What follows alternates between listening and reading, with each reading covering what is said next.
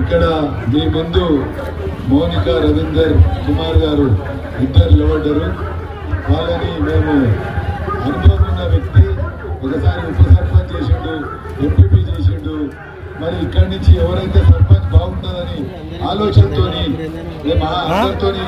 సమాలోచన Congress party నుంచి పోటీ చేస్తే మనకు మంచిగా ఉంటుందని నేను ఆహ్వానించి ఆయనను ఎప్పుడైతే పార్టీలో జాయిన్ అయిందో అప్పుడే మన తాళ్ళకల్ సర్పంచ్ అభ్యర్థిగా ప్రకటించడం జరిగింది. ప్రకటిస్తూ ఆయనను పార్టీలో జాయిన్ చేసుకోవడం జరిగింది. మరి ఈ వేదిక మీద ఉన్న మా మాజీ ఉప సర్పంచ్ వెంకటేశ్వర గారు మీకు అనుభవం తెలుసు. అదేవిధంగా ఇక్కడ పార్టీ అధ్యక్షులు మా సీను ఉన్నాడు, గోపాల్ సీనియర్ నాయకుడు ఉన్నాడు, వెంకటేష్, ఇటు సత్యం, అటు మోయిన్, వీళ్ళందరితో పాటు మీరు ఒక్కటి గమనించాలమ్మా.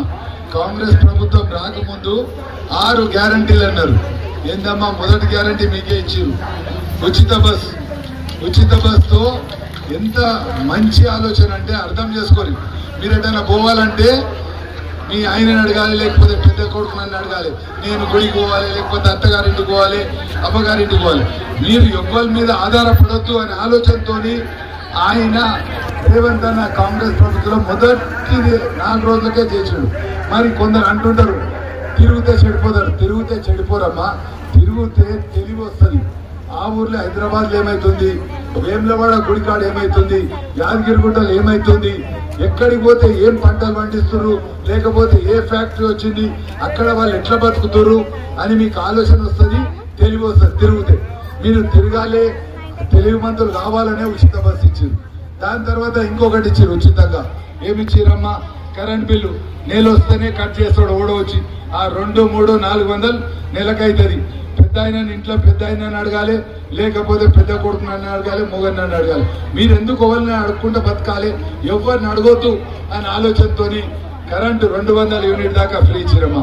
నెలకు 300-400 అంటే ఏడాదికి 5,000 అవుతాయి అమ్మా. ఆ 2 మాఫీ చేస్తూ ఇంకోటి కూడా సిలిండర్ అయిపోగానే ఏమయ్యా పైసలు ఇస్తావా అనాలి.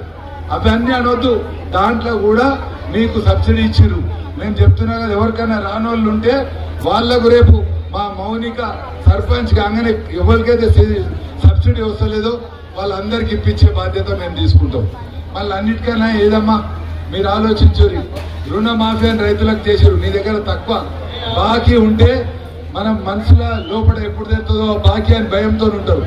ఆ బాకీ లేకుండా రైతులందరూ కూడా పెళ్లి చేసుకున్న ఆడమ్మాయిలు ఒక ఊరి నుంచి ఒక ఊరికి పోతారు. ఆడ రేషన్ కార్డులో వాళ్ళ పేరు లేకపోతే రేపు అనుకోకుండా మన